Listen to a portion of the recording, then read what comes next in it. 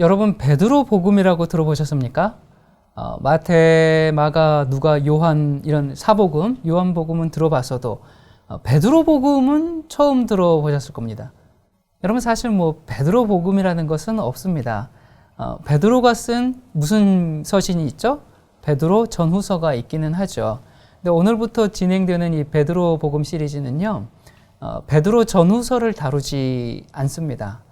사복음서, 마태, 마가, 누가, 요한복음에 나온 그 예수님과 베드로의 만남부터 시작해서 그리고 이제 3년 반의 그 사건들을 따라가면서 주님이 우리에게 주시는 그 메시지를 찾아가 보는 여행입니다. 우리가 어떻게 해야 처음 사랑을 회복하고 예수 그리스도의 그 부르심을 받고 보내심을 받는 소명과 사명을 간직한 예수님의 증인이 될 수 있을까? 여러분 앞으로 계속되는 이 베드로 복음 시리즈를 통해서 이 부르심과 보내심, 소명과 사명을 찾게 되기를 간절히 바랍니다. 여러분 1세기 갈릴리 바다에서 일어난 이 베드로가 던진 이 그물은 이제 그 기적이 21세기가 지난 오늘날에도 우리 삶의 현장에 나타납니다. 여러분 하나님은 살아계십니다. 역사는 반복되지요. 주 예수께서는 성령을 통해서 지금도 우리에게 찾아오십니다. 하나님은 우리의 그 절대 절망을 절대 희망으로 역전시키십니다. 그러므로 인간의 위기는 하나님께서 일하실 절호의 기회이죠. 한국 국민의 그 38%가 자살 충동을 느꼈다고 합니다. 이런 거 보면 참 위기는 위기예요. 사람들은 요즘 세상에서 벌어진 일들을 보면서 모두 한마디 이구동성으로 아니 어떻게 이런 일이 있을 수 있을까 이런 그 장면들을 보면서 탄식합니다. 자, 이러한 위기의 시간에 우리는 어떻게 이 어려움을 극복할 수 있을까요? 21세기 전으로 거슬러 올라가서 밤새 그물을 내리던 그 갈릴리 바다 사람 시몬에게 가보도록 하십시다. 누가복음 5장 1절부터 4절입니다. 무리가 옹이하여 하나님의 말씀을 들을새 예수는 게네사렛 호숫가에 서서 호숫가에 두 배가 있는 것을 보시니 어부들은 배에서 나와서 그물을 씻는지라. 예수께서 한 배에 오르시니 그 배는 시몬의 배라. 육지에서 조금 떼기를 청하시고 앉으사 배에서 무리를 가르치시더니 말씀을 마치시고 시몬에게 이르시되 깊은 데로 가서 그물을 내려 고기를 잡으라. 이 갈릴리 북동쪽의 이 조그만 어촌, 이 어부의 집이라는 그런 의미가 있는 이 벳세다. 이 동네에 어느 날 메시아, 곧 하늘 왕이 나타났다는 그런 소문이 돌았습니다. 자, 그런데 이 지역 사람들은 뭐 그렇게 관심을 많이 갖지는 않았어요. 냉담한 반응을 보였고요. 그리고 대다수의 사람들은 그냥 뭐 별 볼 일 없는 하잘것없는 그런 잡담으로 소일하고 있었습니다.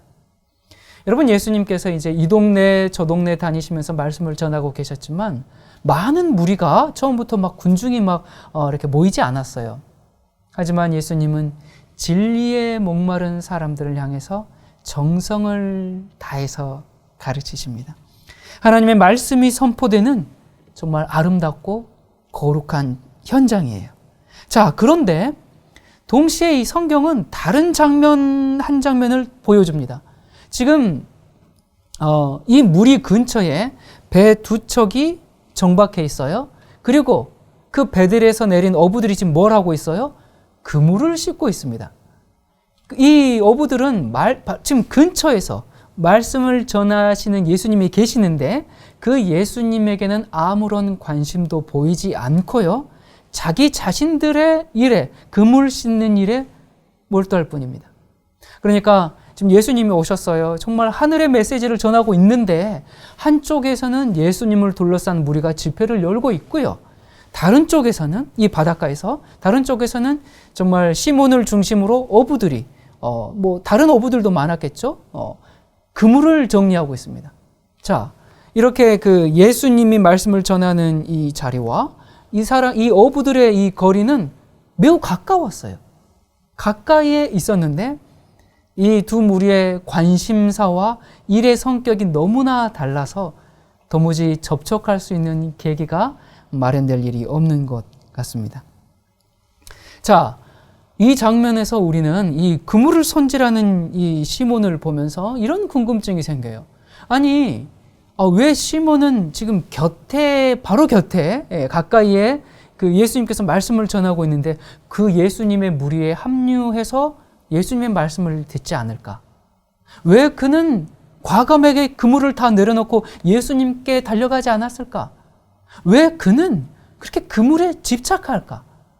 도대체 그 그물의 정체는 무엇이었을까? 이 그물은 시몬의 삶 자체를 상징합니다. 여러분, 베드로는 어촌에서 태어났어요. 이 갈릴리 해변은 조상 대대로 시몬의 집안이 살아온 그런 곳이죠. 시몬도 거기에서 태어났고 거기서 자랐습니다. 어릴 때부터 부모 또 이웃들이 계속 그물로 물고기 잡는 모습 보았죠. 자기도 그 방법을 자연스럽게 익혔어요. 그래서 조상들도 또 자기도 계속 뭐가 되었어요? 어부가 되었죠. 여러분이 그물로 고기 잡는 것이 이제 그의 삶이었고 또 어부로서 사는 것이 그의 운명이었어요.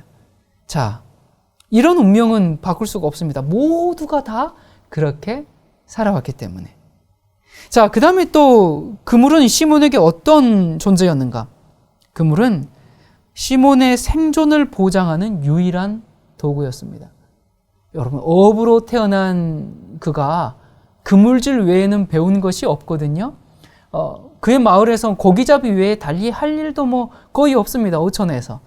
그래서 지금까지 이 그물 덕택에 그와 그의 가족들이 먹고 살았어요. 그런 의미에서 그물은 그에게 생명이었고요. 유일한 또 생명줄이었습니다. 이 시몬에게 그물 들 힘이 남아있는 한 그와 가족들은 목숨을 이어갈 것입니다. 하지만 그물을 내려놓으면 어떻게 돼요?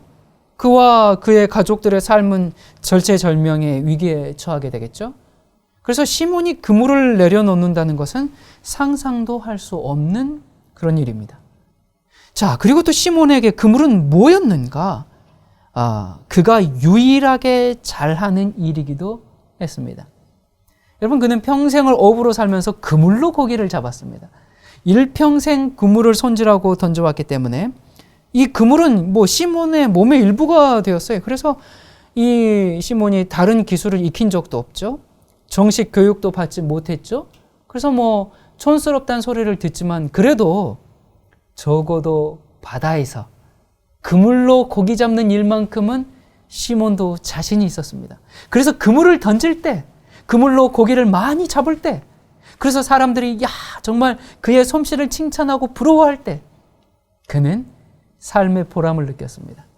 그러므로 정말 정성스럽게 그물을 손질하고 열심히 그물을 던진 겁니다. 그래서 결국 시몬에게 그물은 어떤 존재였냐면 삶 그 자체였고 정말 자신의 존재 이유였고 심지어 그에게 신이었습니다.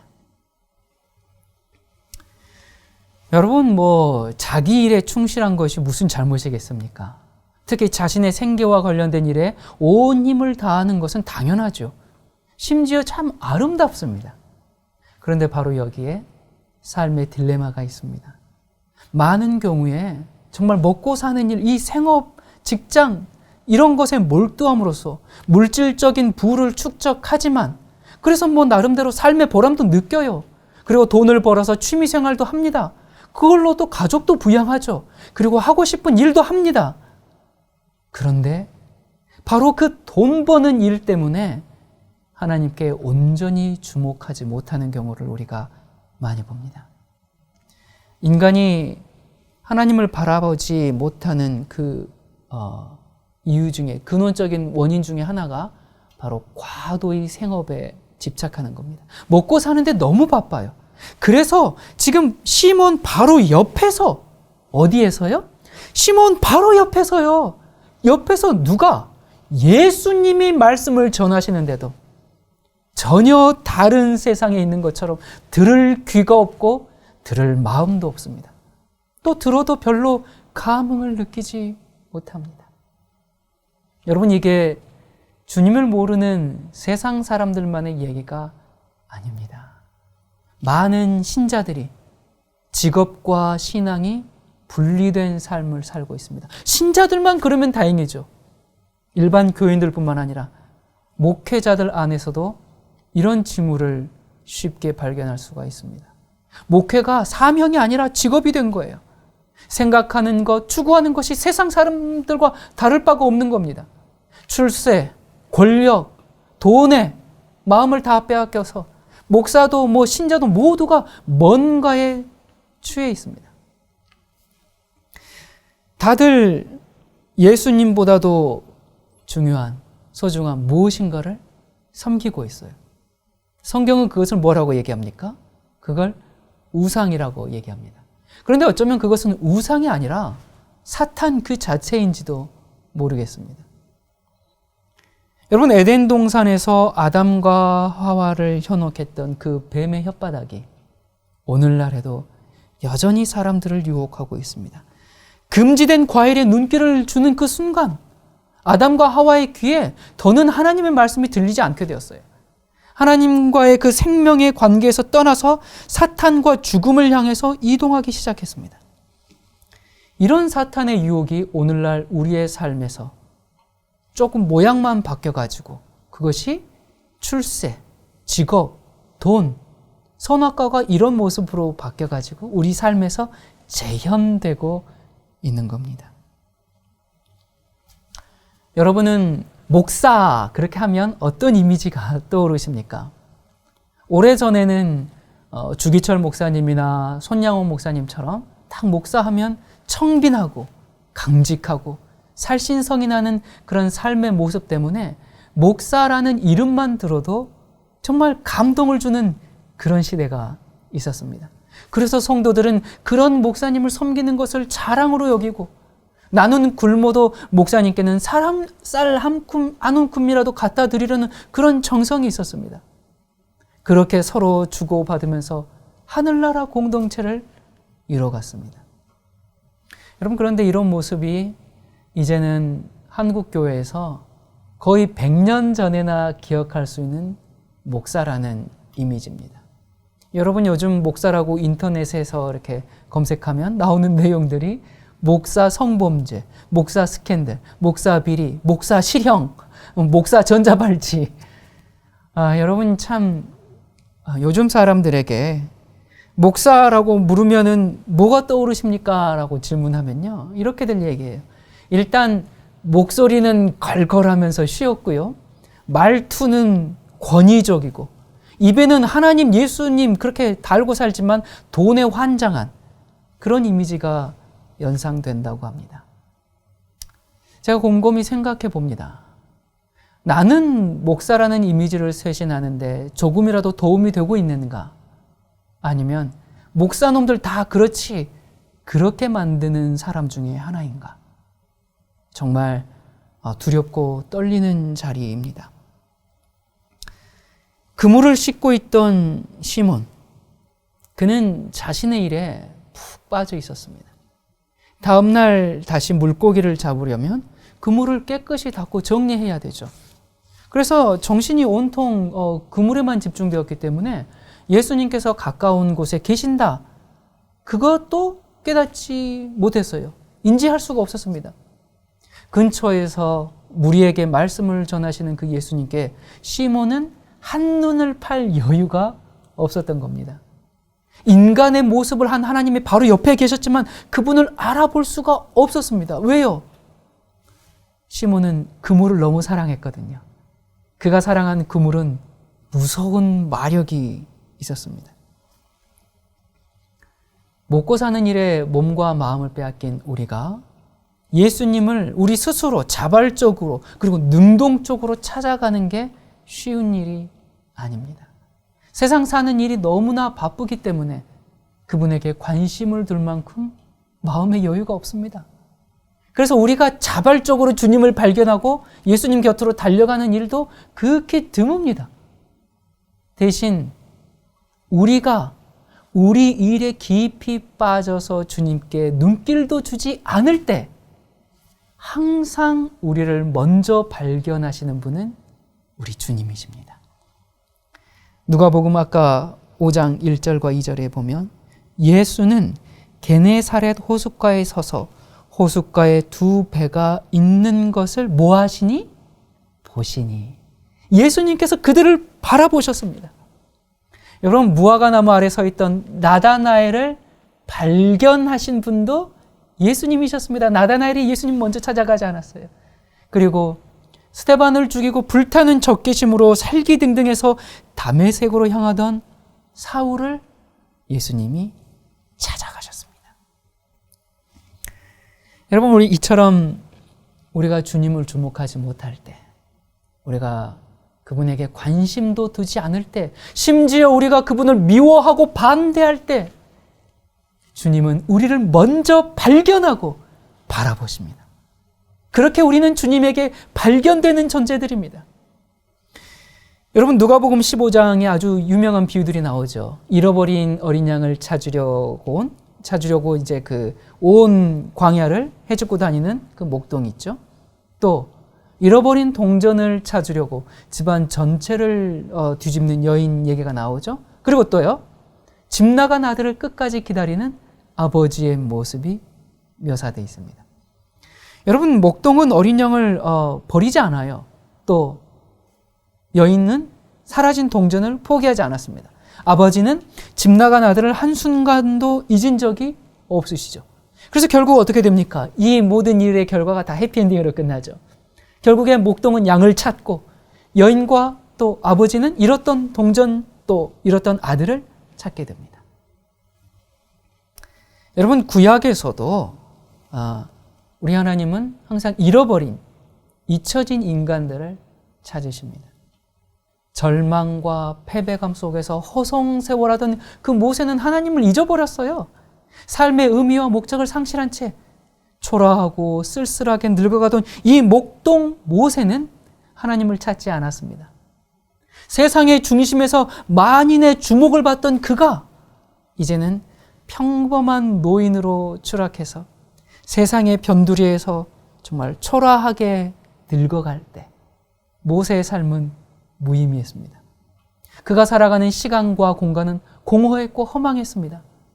하지만 그 순간에도 하나님은 그를 지켜보고 계셨죠. 모세가 이집트 왕궁에 있었을 때뿐만 아니라 광야에 있을 때도 하나님의 눈길은 여전히 어땠어요? 모세를 향해 있었습니다. 모세는 하나님을 잊어버렸지만 하나님은 모세를 잊었어요? 잊지 않았어요? 잊지 않았습니다. 모세의 삶에서 철저히 하나님은 삭제되었지만 하나님의 삶에서 모세는 여전히 중심이었던 겁니다. 그렇게 모세의 발걸음을 따라가던 하나님께서 그 하나님의 눈길이 어느새 그 모세의 발걸음을 어디로 인도하셨어요? 불타오르는 떨기나무 곁으로 인도했습니다. 그렇게 모세는 하나님을 만났습니다. 하나님은 모세를 늘 바라보고 계셨고 먼저 발견하신 것이죠. 여러분, 우리 주님께서 우리를 먼저 바라보신다. 이 말씀은 우리에게 참 무한한 위로가 돼요. 그런데 또 무서운 경고의 메시지입니다. 여러분 생각해 보세요. 무심하고 철없는 우리는 주님을 바라보지 못할 때가 많아요. 때때로는 무지해서, 때로는 분주해서, 때로는 믿음이 부족해서 주님을 바라보지 못합니다. 하지만 우리가 주님을 바라보지 못할 때 어느새 주님은 우리를 발견하고 우리에게 집중하십니다. 사도 요한이 이렇게 고백했죠. 우리가 사랑함은 그가 먼저 우리를 사랑하셨습니다. 주님이 먼저 시작하신 이 사랑이 우리와 주님의 관계를 지켜가는 겁니다. 이게 정말 복음이죠. 동시에 우리가 주님을 의식하지 못하는 순간, 우리가 주님의 눈길을 피한 곳에서조차 주님의 눈이 우리를 먼저 발견한다는 사실은 두려움을 일으킵니다. 시편 기자는 이렇게 얘기했습니다. 139편에 내가 주의 신을 떠나 어디로 가며 주의 앞에서 어디로 피하리이까? 내가 하늘에 올라갈지라도 거기 계시며 음부에 내 자리를 펼지라도 거기 계시니이다. 마치 주님이 계시지 않은 듯이 살아가는 사람들, 주님의 존재를 무시하고 살아가는 사람들이 주님의 눈길을 피할 곳은 없습니다. 우리가 주님의 눈길을 피해도 어느새 예수님은 우리를 발견하고 주목하십니다. 우리가 이 땅에 사는 날 동안 주님의 눈길에서 피할 수가 없습니다. 여러분, 예수님은 따뜻한 사랑의 눈으로 우리의 모든 형편을 지켜보고 계심과 동시에 불꽃 같은 눈으로 우리의 모든 죄악을 지켜보고 계십니다. 우리는 주님의 눈길에서 피할 수가 없습니다. 두렵지만 또한 감사고 정녕 그것은 복음입니다. 우리가 아무리 어려워도 주님은 이 모든 걸 다 아십니다. 또한 우리가 죄의 길을 가다가도 주님의 눈길을 의식하게 되면 어떻게 됩니까? 돌이키게 됩니다. 여러분에게는 지금 어떤 고통이 있으십니까? 요즘 사회적으로 문제가 되고 있는 그 갭 투자 들어보셨어요? 갭 투자로 인한 피해가 어마어마하더라고요. 갭 투자가 뭔가? 그러니까 이제 그 수년 전에 이제 국가에서 빚을 내서 집을 사라는 그 주택 부양 붐이 좀 있었어요.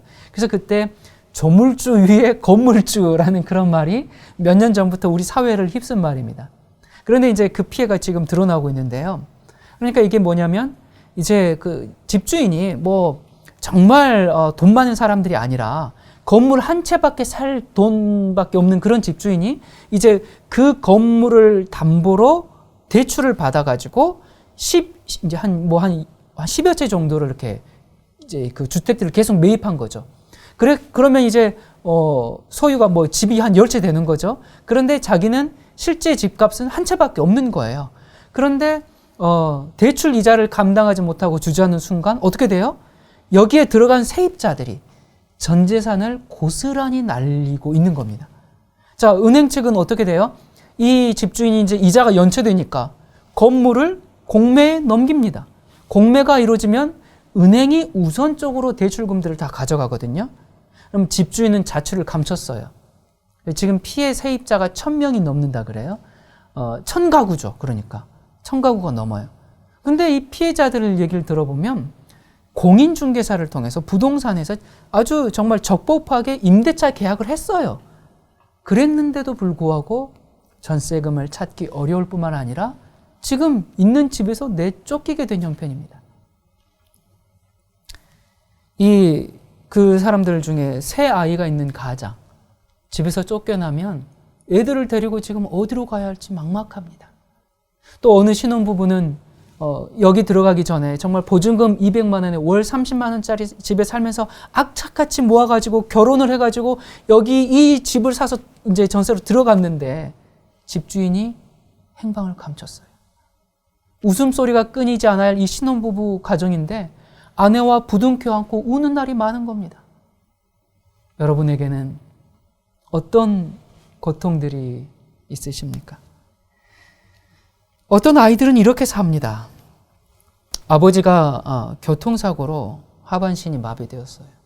무정하게도 어머니는 사고 직후 가출해서 소식이 없고요. 하루 종일 누워 사는 이 아버지의 이 병시종을 할 사람은 초등학교 6학년 소년일 뿐이에요. 이 아이의 하루 일과는 이래요. 새벽 4시에 일어나서 신문 배달을 하고 마치면 7시쯤 되는데 이제 집으로 돌아와서 밥을 지어서 아버지와 아침 식사를 하고 그리고는 점심을 차려놓고 학교에 갑니다. 그리고 이제 학교에서 돌아와서 먼저 하는 일은 하반신이 마비된 그 아버지의 욕창을 소독하는 일, 대소변을 처리하는 일, 그리고 3일에 한 번씩 관장도 시켜드려야 합니다.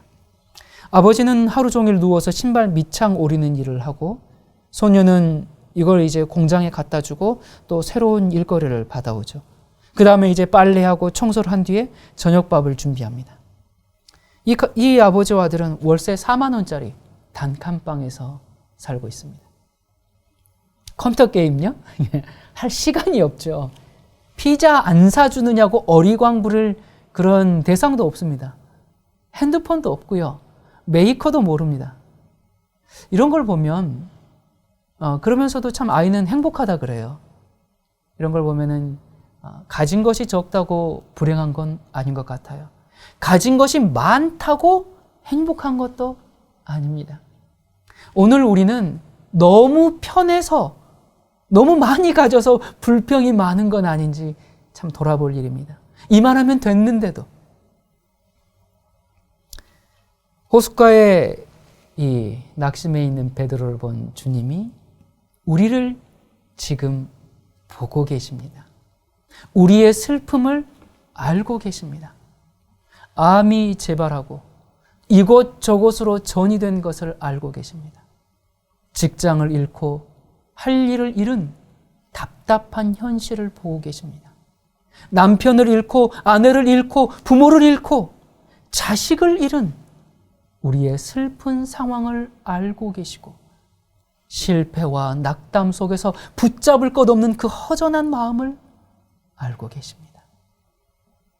제가 그 영혼의 어두운 밤을 통과할 때 내 편은 하나도 없는 것 같고 세상에 버려진 것 같은 그 시련의 나날들이 휘몰아칠 때 아무것도 아닌 일이 눈덩이처럼 커져서 이도저도 손쓸 수 없는 거대한 산이 되어버렸을 때 사람들이란 그런 존재들이 너무 무섭고 혐오스러워질 때 제가 그저 할 수 있는 것은 바닥을 치면서 주님 아시지요?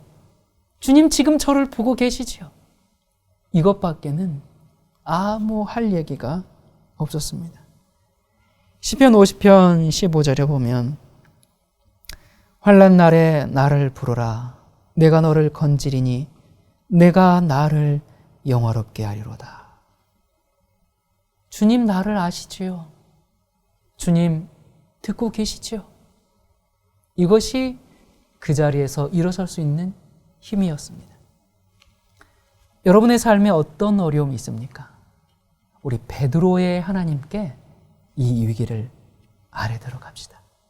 베드로와 함께 호흡하며 베드로와 동행하시고 베드로의 인생을 역전시키신 그 예수님이 오늘날 나의 주, 나의 하나님으로서 여전히 내 인생을 역전시키실 수 있는 분인가? 주님은 정말 살아계신가? 주님 정말 나를 지켜보고 계시나요? 내 어려움과 내 형편을 헤아리고 계신가요? 우리가 인생을 살면서 정말 주님으로부터 대답을 들어야 할 때가 참 많아요. 여러분 우리 기도합시다. 절망의 베드로에게 찾아오신 주님, 나를 불쌍히 여기사 피할 길을 주시옵소서. 주의 이름을 위해서 의로운 길로 인도하시고 주의 이름에 욕 돌리지 않게 하옵소서. 베드로의 빈 그물을 희망의 그물로 가득 채우신 주님, 이 어려움에서 우리를 건져 주시옵소서. 주님 살아계심을 알게 하옵소서. 어렵게 마련한 집이 압류를 당하고 생계의 근거로 삼던 일터마저 흔들리고 가족들은 서로 상처를 주고받고 믿었던 사람들로부터 쓰디쓴 배반과 상처를 입고 어쩌면 사람들이 그렇게 자기밖에 모르고 이기적인지 자신의 욕심을 위해서 다른 사람을 그렇게 무참히 짓밟으면서도 전혀 양심의 가책을 느끼지 못하는지 우리가 참 주변을 둘러보면 참으로 앞이 캄캄하고 앞으로 갈 수도 없고 뒤로 갈 수도 없는 그런 상황일지라도 하나님은 살아계십니다. 우리의 현실을 외면하지 않고 우리를 보고 계십니다. 저희 성도님이 제가 아는 아는 그 성도님이 이제 본인이 아는 지인에게 제 설교를 이렇게 보내주었어요. 제 설교를 보내줬는데 그분 하시는 말씀이 이제 제 설교를 난 안 듣는다고 하시면서 하는 이유가 제가 명품 옷만 입는다면서 그래서 설교를 안 본다고 하시더라고요. 여러분 이렇게 제 옷이 그렇게 좋아 보이십니까? 예. 제가 양복은 홈플러스 롯데마트 그런 데서 이제 사는데 거기에서 어떤 명품을 파는지 모르겠어요. 저희 선교생 때 한번 그 재활용 옷박스를 누가 보내주셨는데요. 거기에서 하나 건진 양복이 있습니다. 그 양복이 제가 가지고 있는 것 중에 제일 좋은 브랜드입니다. 어딘가에 조금 찍혀가지고 구멍이 나 있긴 하지만 그게 대기업 제품이더라고요. 물론 국산입니다. 그래서 뭐 구멍 난 곳은 아니니까, 구멍 난 곳이 잘 보이는 곳은 아니니까 이제 입고 다니는 데는 문제가 전혀 없어요. 또 어떤 분은 제가 명품 시계를 차고 나와서 하나님 말씀을 전한다면서 뭐라 하더라고요. 그래서 제가 이 시계거든요. 네, 이 시계 명품 시계라고 하길래 제가 이 시계 좀 산지가 좀 오래됐어요. 그래가지고 한번 찾아봤어요. 이게 지금 요즘 얼마에 팔고 있나. 여기 보니까 이 시계 모델명이 이 카시오 제품인데요. WS-300이라는 모델이에요. 찾아보니까 36,000원에 팔고 있더라고요. 예, 제가 이거 인터넷 그 쇼핑몰 이름 말하면 안 되겠죠? 네, 예, 무슨 마켓인데 예, 거기서 이제 산 건데 제가 차면 명품처럼 보이나 봐요. 예, 뭐 손석희 시계는 2만 원대인데 제가 이게 무려 36,000원이나 돼서 좀 비싸서 죄송합니다. 사실 그런데 이런 얘기는 애교예요. 그냥 웃으면 넘길 일들이죠. 뭐 이런 얘기 듣는다고 속상할 일도 아니고요. 어쩔 수 없이 사람들에게 주목을 받는 위치에 있고 또 저는 깃발을 들고 앞장서서 전진해야 되기 때문에 수많은 시선에서 자유로울 수가 없죠. 그래서 뭐 이런 것들은 그런가 그냥 웃고 넘기는 그리고 아주 당연한 일로 받아들이고 살아가야 하는 게 저의 이제 운명입니다. 이런 것들은 참 애교지만 그런데 정말 기가 막힌 얘기들 듣고 있으면 숨이 턱턱 막히고 심장이 아파오는 그런 모진 얘기들이 참 많아요. 여러분 그런데 가만히 보면요. 세상에 유익을 끼친 인물들은 모두 혹독한 시련과 깊은 절망의 밤을 통과한 사람들이더라고요. 고난은 밥상의 밥과 같습니다. 반찬도 아니에요. 밥상의 밥이에요. 고난과 성장은 비례합니다. 고난이 있는 만큼 성숙해집니다. 여러분 이것은 그냥 흔히 하는 얘기가 아니고 그냥 책에서 읽는 얘기가 아니고 정말 경험을 통해서 배운 겁니다. 이 고난의 풀무불이 없으면 불순물이 제거되지가 않습니다. 여러분은 어떤 영혼의 터널을 통과하고 계십니까? 얼마 전에 저희 성도님이 전화가 왔어요. 대상포진을 앓고 있는데 통증이 너무 심하기 때문에 진통제는 아무 소용이 없는 겁니다. 그래서 물론 대상포진이 모두가 그런 건 아니에요. 초기에 치료를 잘하면 괜찮은데 그 치료 시기를 놓치어서 몇 %의 경우는 정말 무서운 통증을 이제 평생 안고 가야 하는데 진통제도 소용이 없고 그래서 너무 통증이 심하기 때문에 이거 이렇게 살짝만 스쳐도 아프기 때문에 신경 차단 수술을 받습니다. 고통을 느끼지 못하도록 신경을 다 차단해요.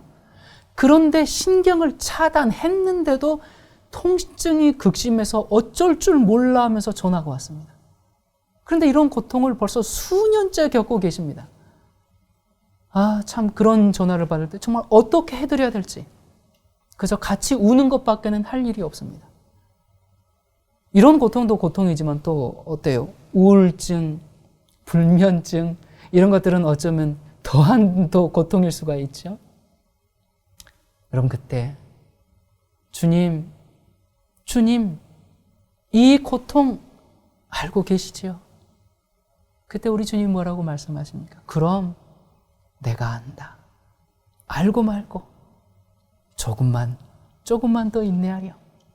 주님이 그렇게 말씀하시는 것 같습니다. 여러분 살면서 참 기막힌 일들 많으시죠? 억울한 일 많으시죠? 같이 있을 때는 얼굴에 미소를 지으면서 뭐든 들어줄 것처럼 하다가 뭐 하나 서운한 게 걸리면 뒤돌아서서 비난과 험담하는 사람들, 벌떼처럼 달려들어서 쏘아대고 이떼처럼 물어뜯고 도마에 올려놓고 난도질을 하면서 그렇게 히덕거리면서도 그것이 하나님을 위한 일이라 그렇게 기만에 빠져 있는 사람들. 그럼 참 인간이라는 존재가 너무 무서워요. 여러분 우리는 그렇게 살지 맙시다. 바보처럼 당하고는 살아도 내가 그렇게 살지는 말도록 합시다. 모든 것을 하나님께 맡기고 세상에 살지만 세상에 물들지 않는 그리스도인이 되기를 기도합시다.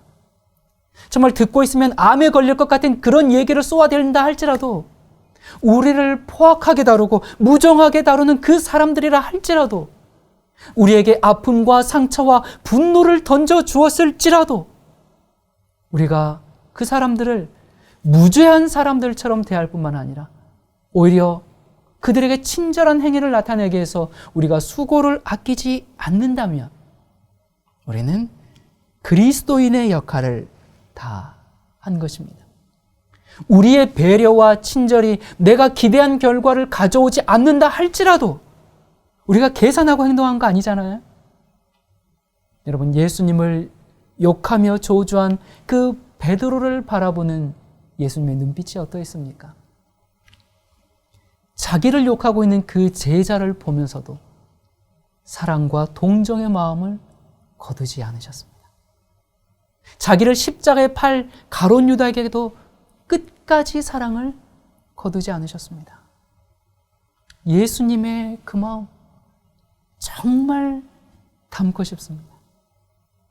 여러분, 우리가 결과는 주님께 맡기고 우리가 지금 해야 할 일은 내게 어떤 해코지를 한 사람일지라도 내 인생을 망치고 우리 가정을 파탄낸 사람이라 할지라도 그들을 전혀 죄가 없는 것처럼 여겨주는 것, 그것이 우리가 해야 할 일입니다. 여러분, 불가능하지 않습니다.